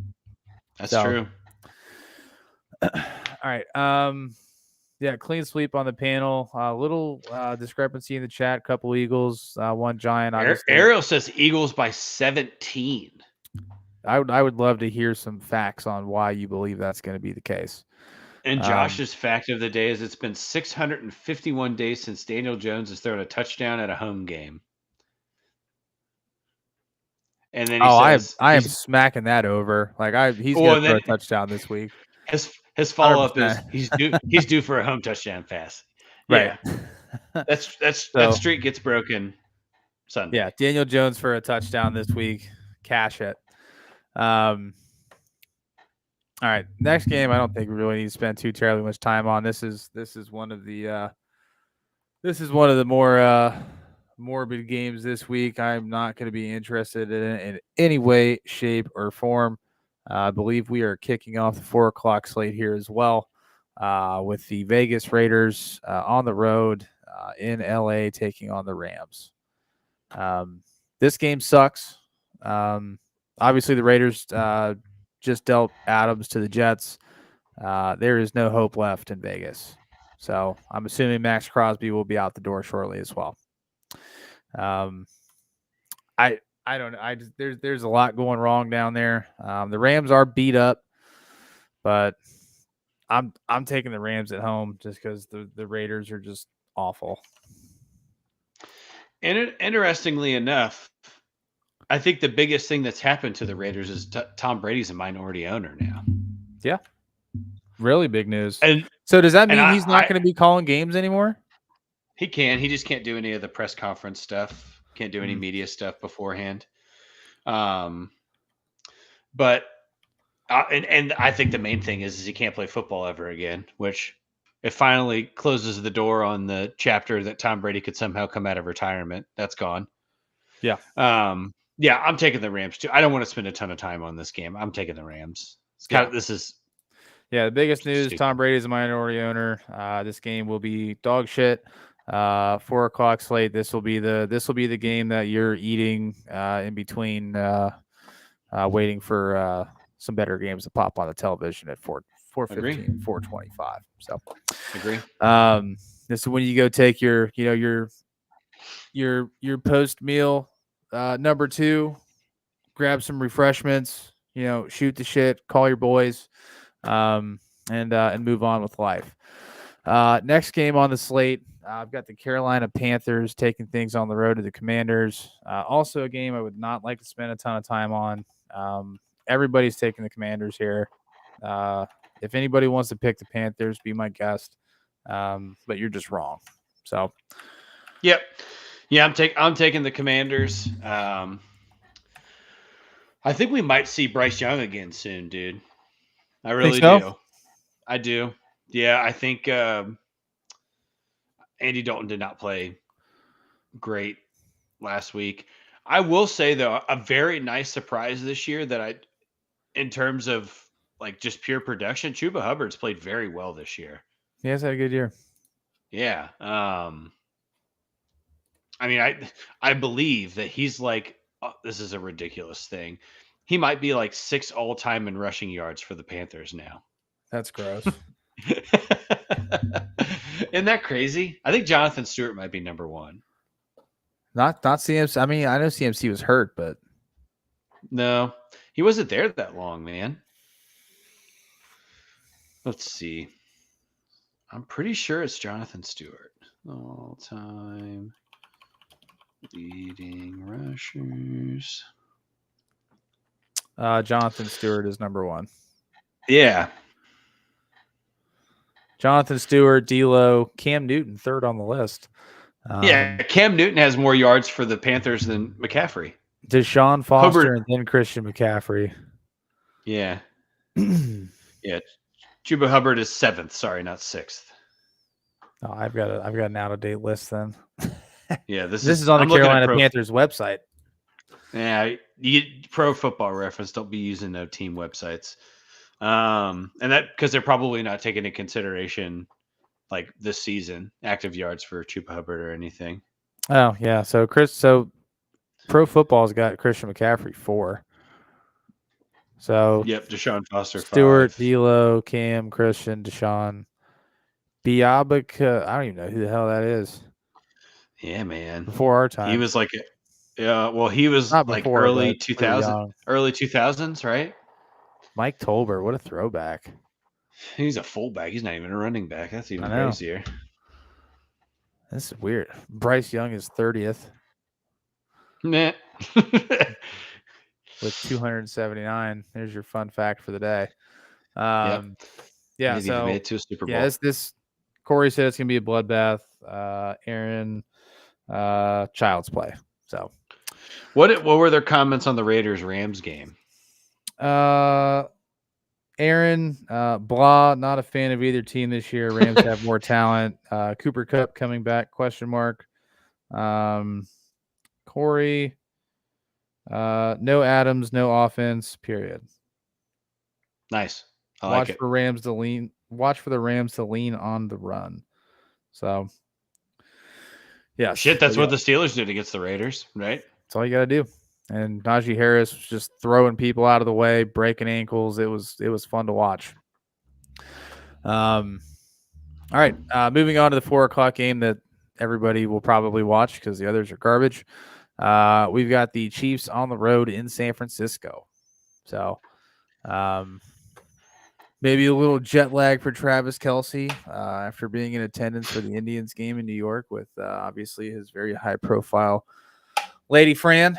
I just hate that that's always a constant topic. So, but yeah, we got the Chiefs versus the 49ers.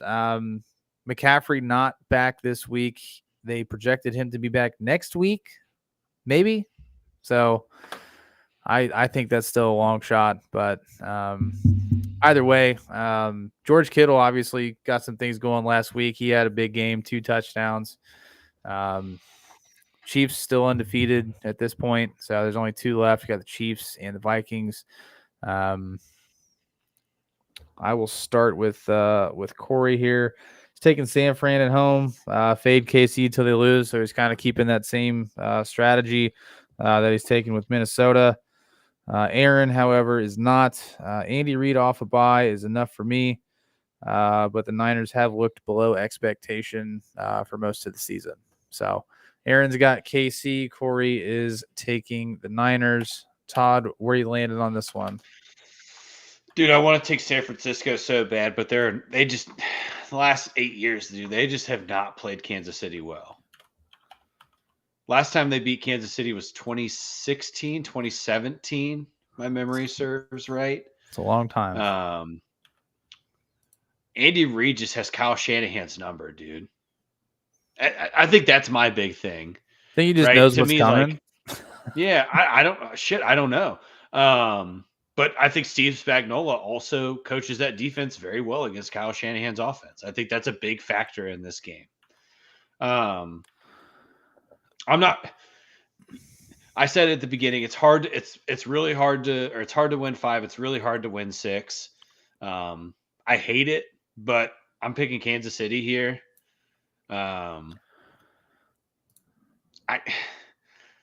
I think there's some validity. I don't think San Francisco's played great football this year, dude. It's been very inconsistent. Very inconsistent. Yeah, I mean, I think it's pretty obvious that the lack of Christian McCaffrey really puts a wrench in that offense. I know Purdy leans on that running game quite a bit to have the time in the pocket to do what he does, and make some solid throws. And a lot of his best throws in big games come off of play action. Right.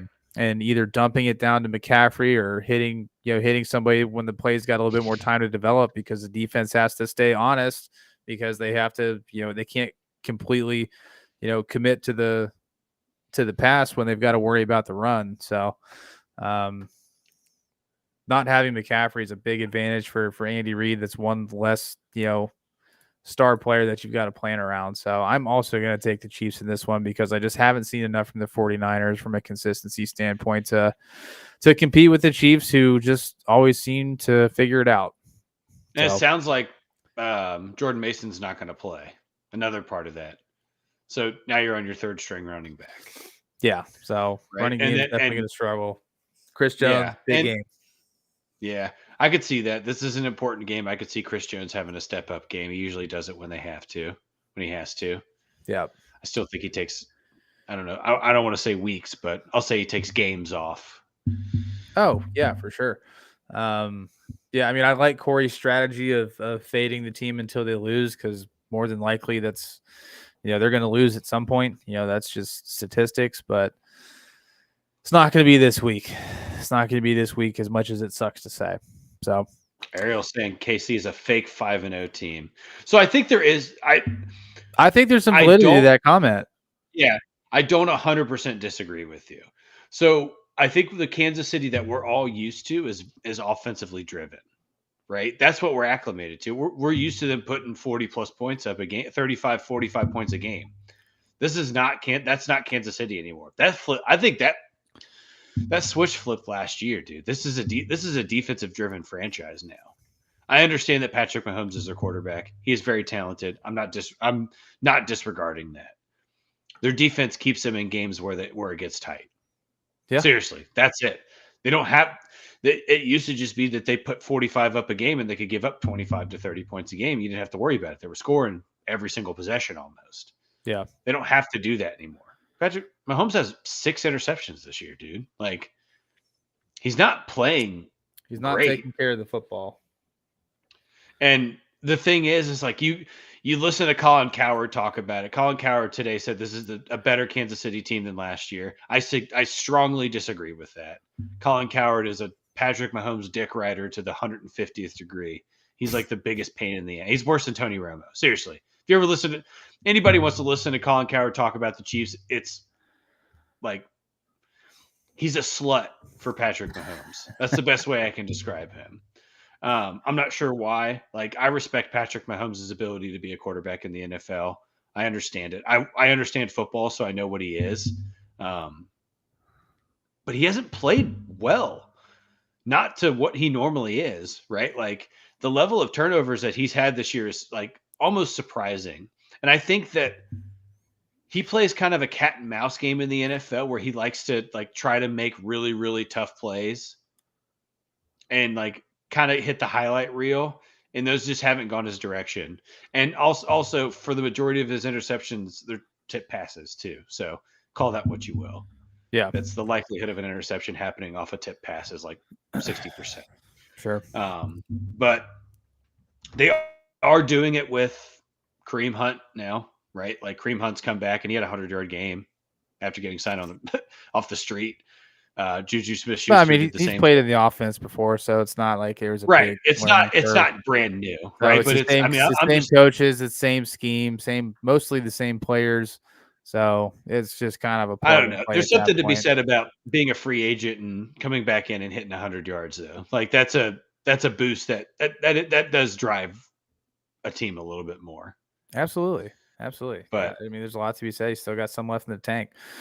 All right. I'll have to get Pop's pick later. He probably fell asleep on the couch. Moving forward, same. we're gonna slide into the 8 o'clock slot. We've got the New York Jets taking things on the road to Pittsburgh.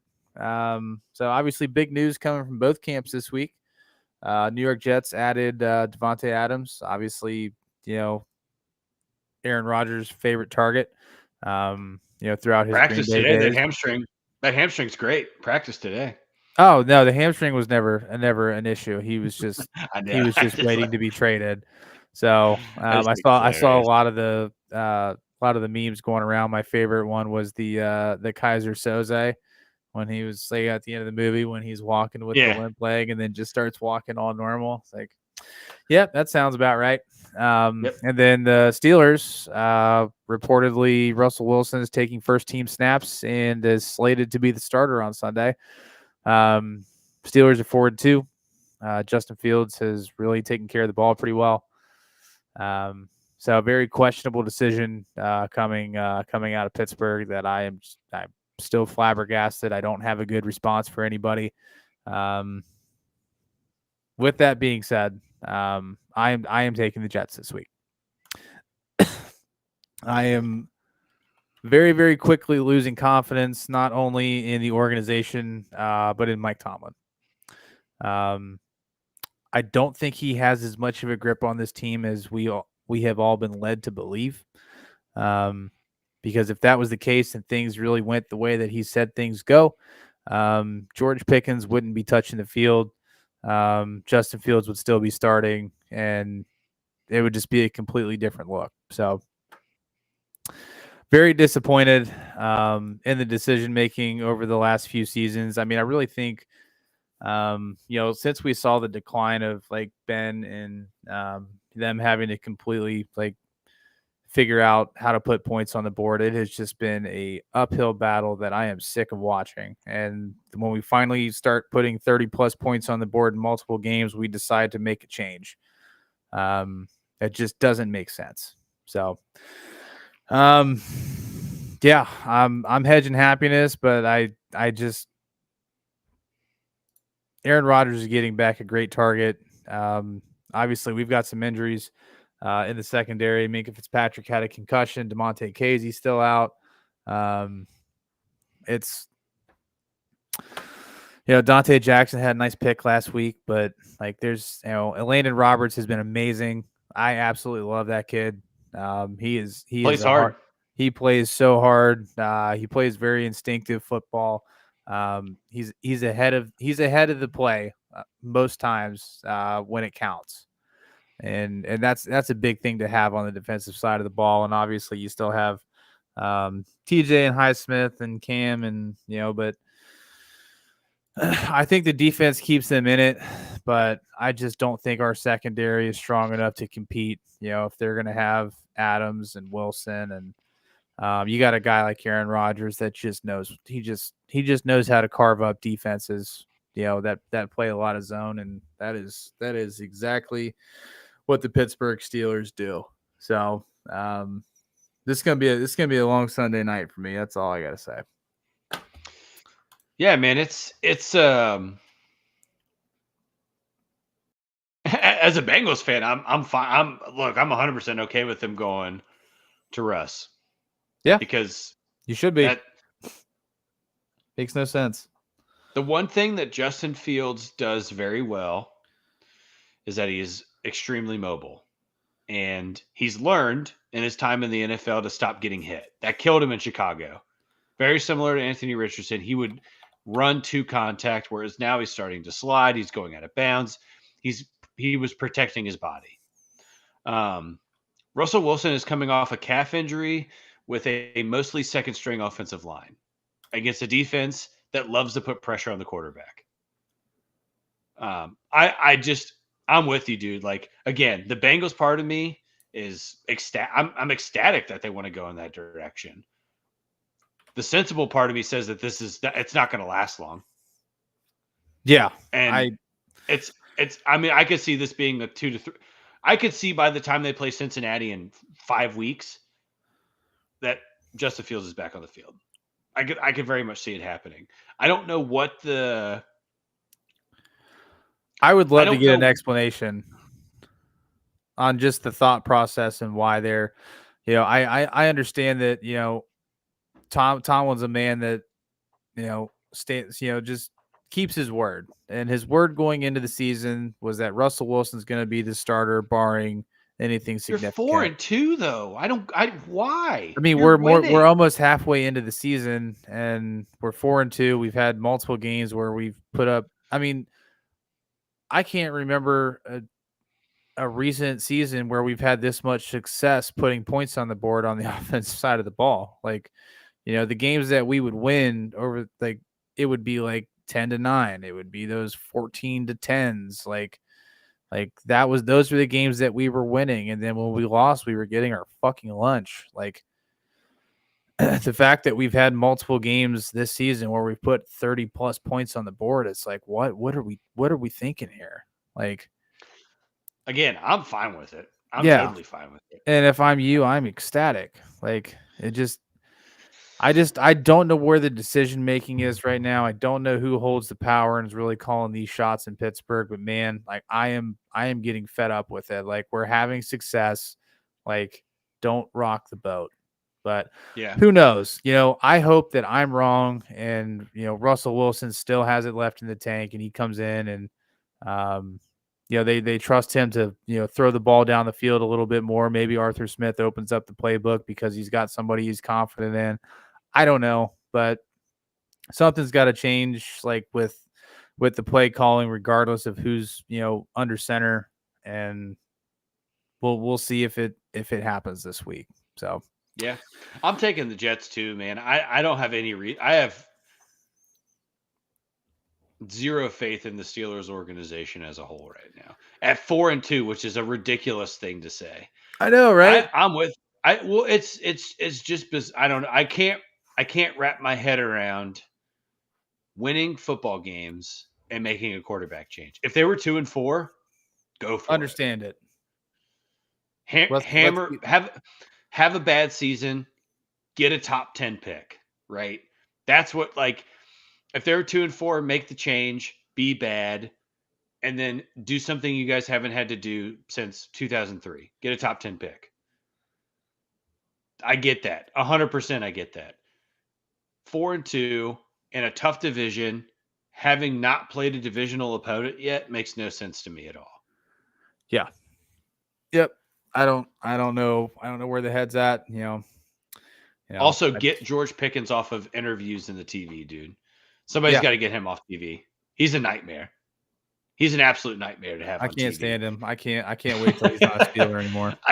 I listened to. He did. I don't know what podcast it was or what TV show it was. He did a show today. I saw the clip and I just refused to watch it. He's bad-mouthing Amon-Ra St. Brown, basically saying that his success is based on him being a slot receiver, and slot receivers aren't as impactful as, a receiver of like what he does, which is insane because I don't know if he remembers that Cooper Kupp was an MVP 4 years ago and led the league in receptions and yards and primarily out of the slot. Yeah. And I don't believe he has it. I don't think George Pickens has a 1,000-yard season yet, right? No. I don't believe he's had double-digit touchdowns yet, right? In a game or in a season? In a season. I don't think he's had 10 Oh, touchdowns double in a digits. season yet. Yes. Yeah. No, he hasn't. I don't know what the fuck he's doing talking about anybody. That dude is like, I understand that I think now really what I see him now is that he's trying to get into the role as the villain. I really do. I think he's trying to embrace that with the eye black thing. The fact that he wasn't even fined for that is ridiculous. I don't give a shit what you say on TV, right? You could say fuck all you want. It doesn't bother me a bit. It's my favorite word in the world. But to wear that in a primetime game on your face is... I'm just surprised that the Steelers organization didn't handle it. I don't think you said it, dude. I don't think there's as much control in that locker room as you think there is. Or Yeah, is I think there's a lot coming to light, man. So they're still 4-2, which is fucking ridiculous. Yeah. Because of TJ Watt. Bob had quite a few. Yeah, because he's a fucking freak of nature. Yeah, whatever. I'm done talking about this game. Aaron's taking the Jets. Corey said, I'm sorry, but the Jets are bad. Give me Pitt. Which I was a little shocked with that one, to be honest. Aaron's comments, why mess with a good thing in Pitt? Rodgers gets a refurbished toy. So, and really the reason they lost to Buffalo is because Mike Williams ran the wrong route and when he threw that interception. Yeah. That's the only reason they lost. They were driving and Mike Williams ran the wrong route. Aaron Rodgers said it. It's like, I told him where I was going to throw the ball and he ran the wrong route. So, whoops. Yeah. And they were cruising. Shit happens. And sometimes mistakes cost you the game. Sometimes they don't. Sometimes they do.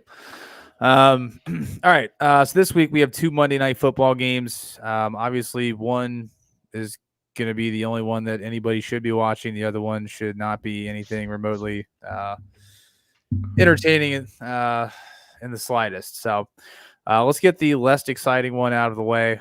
We got the Chargers on the road taking on the Cardinals. Call of Duty's not out yet, but it will be out soon. So for those of you that are playing along with that, I will go ahead and start with Mr. Aaron Mailing. He is taking the Cardinals at home over the Chargers. You might as well put this one on C-SPAN. I'll be watching the other Monday night game. I thought that was pretty funny. Oh, shit, that's funny. Corey is taking the Chargers. Who's watching this game? ? So the sentiments of everyone. The funny thing was they each picked a different team. So Aaron, I'm sorry, I got that wrong. Aaron is taking the Cardinals and Corey is taking the Chargers. Todd, who you taking? No Marvin Harrison Jr. for Arizona this week, dude. I think that's a big chink in the armor for them.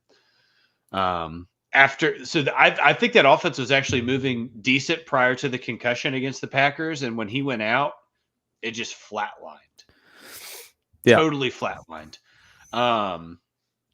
If we are going to talk about fantasy football at all, if you are a Trey McBride owner, which there's a good chance at least one person in this room is, me too. You start him because when Marvin Harrison Jr. went out, Trey McBride got most of the targets. Yeah. The trade-off is that Arizona gets Zay Jones back. He's going to play on Sunday. So that's a bad deal for Arizona. And the Chargers actually played 3 quarters of good football against the Broncos.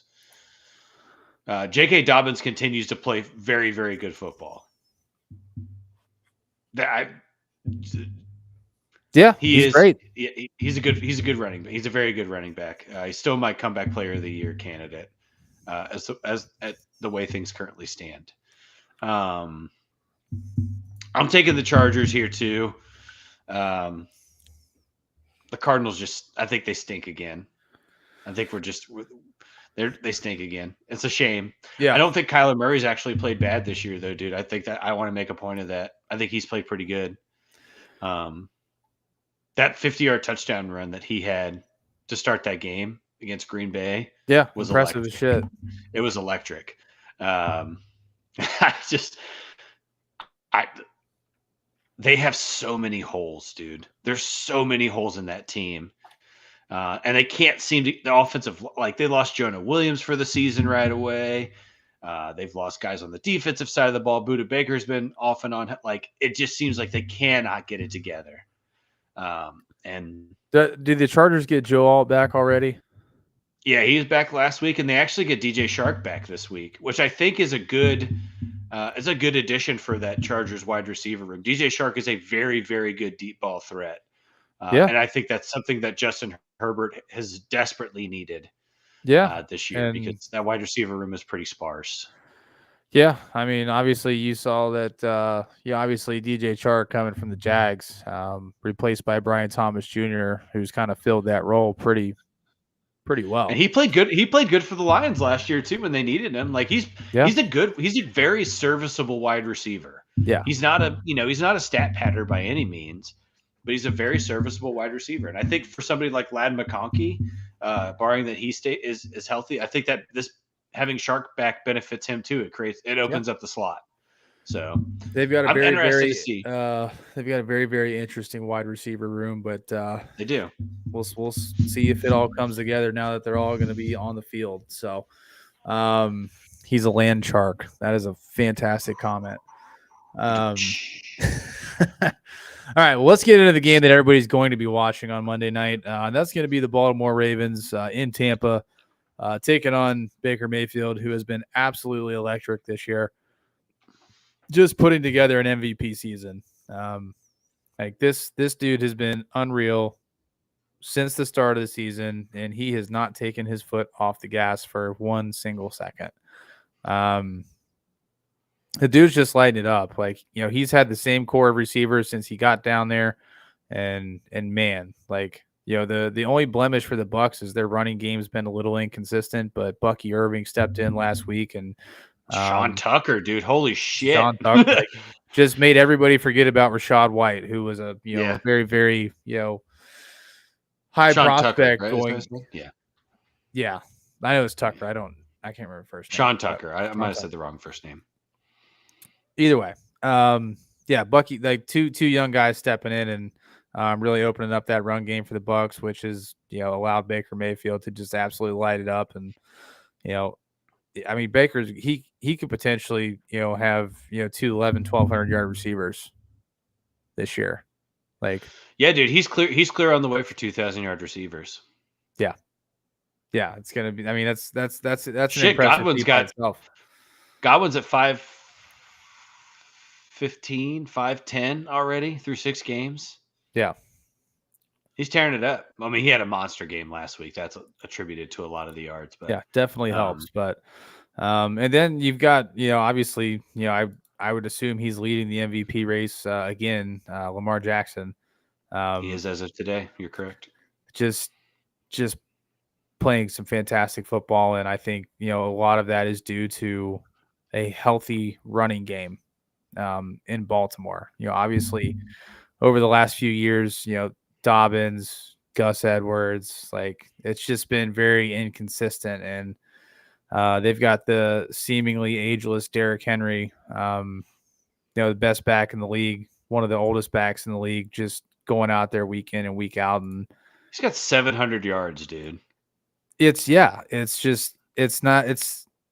statistically speaking, historically speaking, it shouldn't happen.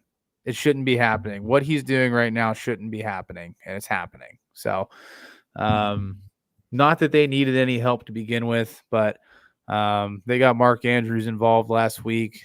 Zay Flowers.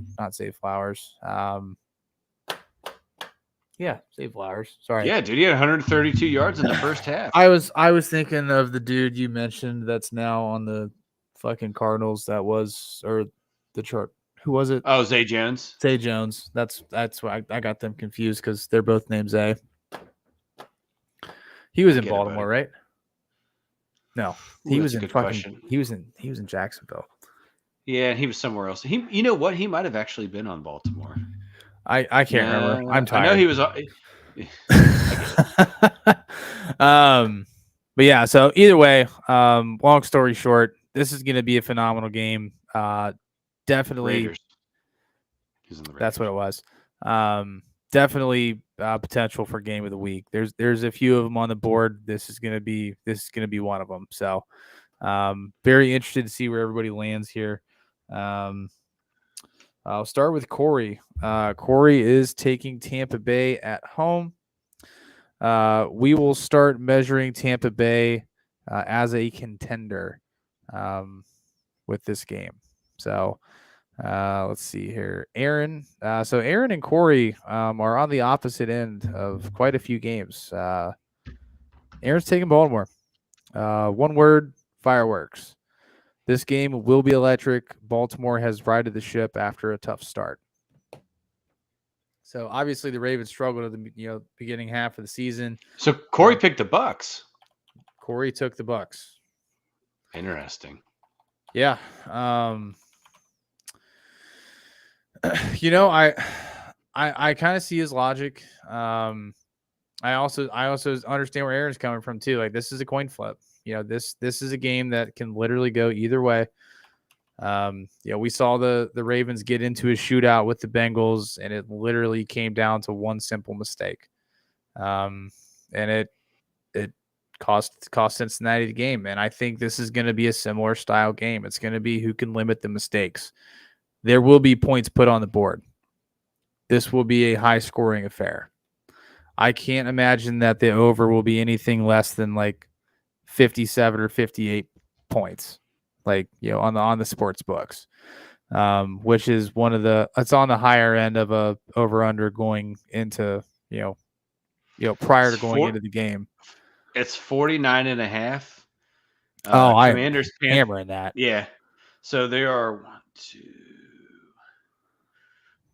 there's 3 lines higher than that. I'm hammering the over on 49.5. Oh, you have to.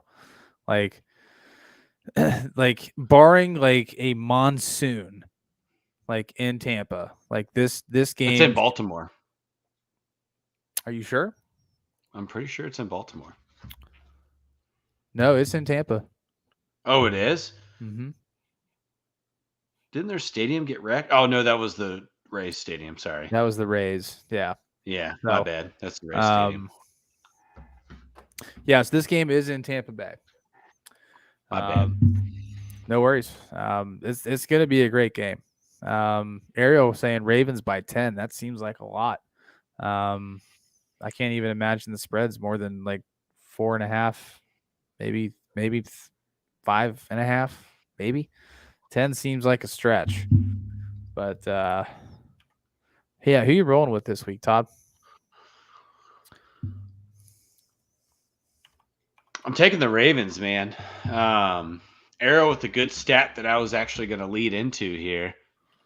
17 takeaways for the Ravens this year, dude. And Baker threw 3 picks against the Saints. He's thrown 5 through 3 in 1 week. Now, I don't expect him to throw 3 interceptions every single week with the way that he's been handling the pigskin, but Baltimore is going to put a ton of pressure on Baker Mayfield. They're going to do the thing that they do very well. I foresee Kyle Hamilton having a monster game against Tampa Bay. Monster. He is my impact player on the defensive side of the ball for this football game for both teams. I have a feeling you will hear his name a lot, followed up with in the backfield or tackle for loss or pressure, something. You're going to hear Kyle Hamilton's name a lot in this game. On the other side of that, Tampa Bay has one of the best offenses in the league, dude. It's kind of bizarre. And again, I'll say the same thing I've said this is the same team from last year, dude. This is the same team. The only difference is in the running game. I think Bucky Irving has officially earned the running back 1 status for the Bucks. I'm also feeling in a way that Rachaad White might be third on that depth chart after last week with the way that Sean Tucker. Absolutely. Rachaad White's had a pretty slow start this year. So I think Sean Tucker has like 15 less yards than him and has only played in 2 games.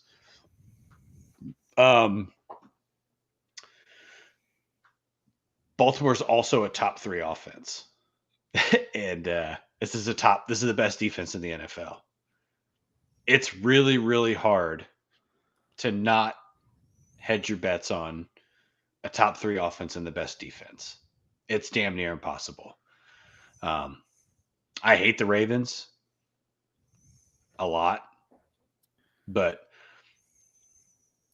they're playing. I mean, other than the Lions, they're playing the best football in the league right now. Yeah. Yeah. I mean, I find it hard to go against them, man. Like and I think you said it best. Like I think the reason the Bucks have been in a lot of high scoring shootouts and games where they've won but potentially could have lost is because they continue to commit turnovers. And I love Baker. I think Baker is doing some phenomenal things. I have always believed in Baker, even when he was in Cleveland. I was very adamant about it. That they just don't believe in him, and I don't understand why. And he's in a situation where people believe in him, and you're seeing why. Like he is climbing up the reins of being an elite quarterback in the league. And it's super fun to watch. Do you really believe that? Absolutely. I can't get on board with that. I don't know what else the man has to do. I mean, yeah, he makes mistakes and he throws picks, but I mean, we had guys like, Aaron Rodgers and Brett Favre who constantly throw picks because they're gunslingers. But like Dude, we call those guys elite. Yeah, but they put together season over season of good years. Yeah, but they also were in great situations. I think Baker was in a pretty decent situation with Cleveland before shit fell apart. I will never believe that in my life. What do you mean? He had Jarvis Landry and Odell Beckham Jr. That organization is trash. Sorry. I don't like. No, you're that dude. I don't agree with you on that at all. When's the last time the Browns had an elite quarterback? I mean, never. Okay. But you're saying, but my point is that you're saying that he's an elite quarterback. I'm saying he's on his way there. I'm not saying he's there quite yet, but he's getting there. I don't know, man. I don't know. I'm not quite there yet. Hey, that's fine. I'm telling you right now, there are a ton of teams in the league that would take Baker Mayfield right now. Sure, that doesn't make him. I don't know. He's getting there. Dude. Look, he's shown he can do it and get it done. Throw up points. Look, that's just where I'm at. If he does it for if he does it for the rest of this season and can put together one more year, maybe we could talk about it. But I haven't seen him put back-to-back good years up yet in his career. Right, and I understand what you're saying. He's been in bad situations. That's fine, right? I hear you on that. But there are elite quarterbacks in a bit of bad situations that have put together consecutive good years. And he just hasn't done it yet. Maybe this year he does it again, and I can eat crow on it. But yeah, I mean, the entire time he was in Cleveland, he played the last season he was there. He played extremely hurt, like agreed, and he can still continue to go out there. And then they just told him to go fuck himself. Like that's not a winning. You can put a great person in a terrible situation and they will not succeed, and you can put a bad person in a great system and they'll get better. Like that's one of my things with like even like in the workplace. I'm just like I've seen great people go to bad stores and like they quit like 2 months later, and I've seen bad people go to good situations and like they turn their entire life around. Like sure, and I think I'll make it if he wins another playoff game this year, I'll start having the conversation with you. Okay, he's won one playoff game. That's it. Yeah, that's all I'm saying. That's fair. Yeah, all that being said, I'm still taking the Ravens this week. I just don't know if anybody can stop what they can do on offense. I can't imagine it happening. A healthy Mark Andrews, you've got a guy like Zay Flowers, you've got a ton of speed, you've got a ton of options throwing the ball, and then obviously you've got the threat where Lamar can run the ball whenever he would like. And then you've got Derrick Henry, who just seems to never get old. So tough thing to stop. tough thing to stop. So I think the Bucks put up a good fight. I think this is a much closer game than Ariel says it's going to be. I think it is going to be 5 or less points between them. But yeah, Ravens take this one on the road. So all right, that is a podcast, my friend. It is. I'm sad. I'm a little sad there's no Ashton Genty this weekend for college football. We can't talk over-under. I just want to point out that his over-under for yards last week was 187.5, and he hit the over. And Travis Hunter still had the audacity to get on a show today and say that he should win the Heisman. Yeah, I don't care who you are. Ashton Genty is number one, and it's not even close. He is currently, by stats, based on similar weeks, on a trajectory to beat Barry Sanders' single-season rushing record right now. If that happens, it'll shake up the running back position. It would have to. Nuts. It's nuts. He was asked about his unorthodox stance in the backfield. He's like, I'm just ready to I'm just standing there and relaxed and just ready to run the football. He said, I'm just relaxed, ready to run the football. Like you look like you want to off people, bro. Like shit, dude, he runs like it. Yeah. No, I would not want to even attempt to try to do that. So I will. I'm interested if they continue on the path that they're on, because their only losses to Oregon, and they only lost by 3. Right, like that's their one loss this year, and that was the first week of the season, or second week of the season. Sorry, if they somehow end up in this 12-man bracket, you remember what happened the last time they got into like a fucking Power 5 bowl and they played Oklahoma? They beat them. Like, I could very much see them matching up with a team like, I don't know, let's throw out maybe an Ohio State, right, or somebody like that, or maybe an SEC school that's scraping by, like an Alabama. They get them in a matchup, I could very much see them beating somebody and solidifying why this 12-team thing makes sense. Yeah, absolutely. It's definitely an exciting thing to watch. With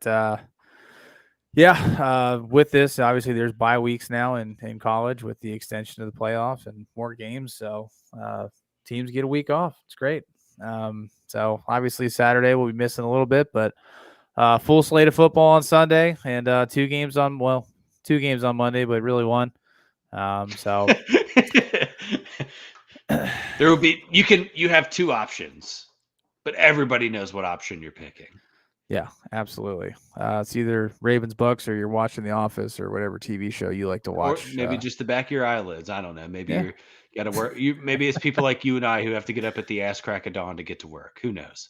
Yep, I'll probably watch the first half of the Ravens Bucks, and if it's good, I'll fight to stay awake. But same. All right, well that'll do it, chat. As always, best of luck in your fantasy leagues. Best of luck in the pick'em this week. We'll be back next week for week 8, and until then, you guys take care. We'll see you then. Peace.